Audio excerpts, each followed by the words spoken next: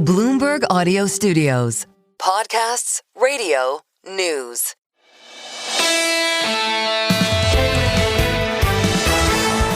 Single best idea and a special edition. We'll get to my essay of the year in a moment. What a joy. A whole wide set of guests today. Thanks to Keith Cowing of NASA Watch for giving us great perspective on Elon Musk and his space effort and on what Mr. Bezos is doing with Blue Origin. Everybody got safe back to Earth after going up 62 miles. They call it Shepard, but it's sort of like Alan Shepard in Mercury 1, where we're here, we're going up, and we're coming right back down. I think it's sort of cool that they call it the Shepard mission. Our mission today was good conversation. Mandeep Singh on AI. We'll have him more and more tomorrow to look ahead at gold at 4,000, maybe 4,100 by the time James Steele comes in the studio tomorrow from HSBC. Really looking forward to that.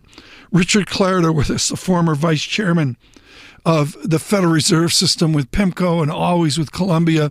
Richard Clarida on the turmoil, the tumult of Japan. Japan went through about a 2-decade period where they had deflation. Now, It wasn't a spiral, but prices were negative. I think, to me, Tom, one of the interesting things about Japan is although the BOJ was trying to reflate the economy, the politicians and the public actually didn't get a vote. They actually like deflation. If you've got your savings in yen under the mattress, deflation is good for you. So I think a challenge right now in Japan is they finally, after 25 years, achieved the positive 2 or 3% inflation, but it's creating substantial political tension. Yeah. Richard Clarida of PIMCO there, and of course all of us work at Columbia University.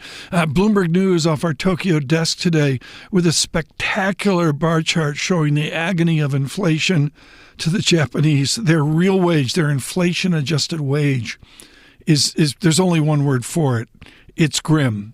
A special day, my essay of the year, and it is Professor Suzy Welch of New York University. Suzy Welch with some legitimate data study of this generational divide between the goals, the aspirations of a older generation from Gen Z. It was an essay in the Wall Street Journal. It's created a firestorm of comments. She was just brilliant today. Here is Professor Welch. They can't do what they would need to do, which is promise a long-term employment. I mean, people feel loyal when they feel like, okay, I'm investing my time in a company and I'm going to be here in 2 or 3 years. And my boss is going to be here in 2 or 3 years. Full disclosure, Bloomberg LP, every day it's a privilege. I mean, that's where we come from. Right. The three of us in this room. Right. Well, you got probably a sense that, look, this company is healthy and it's thriving and we're all going to be here. And I'm willing to give myself to this organization and to work the extra hours because we're all going to be here together. But for most people going into organizations, there's this constant sense of fragility, and we may not be here. I could be gone tomorrow. Why would you invest in yourself in that? And so that contract is pretty much over. Now, there are places, I think JP Morgan, Goldman Sachs, you can go and think, I could try to build my whole career here. But there's not a lot of companies like that anymore. Suzy Welch, a riveting conversation. We hope to get that out in its entirety for you on a podcast. We'll see if we can pull that off today. I will get the essay out on Twitter and LinkedIn. And again, she's created with this is real academics. This is not opinion, folks. This is like looking at complex adult academic data about the emotions of Gen Z versus the emotions of the people on the hiring front at corporations. We're on a podcast. We're out at Apple, your Spotify, at YouTube Podcasts. A single best idea.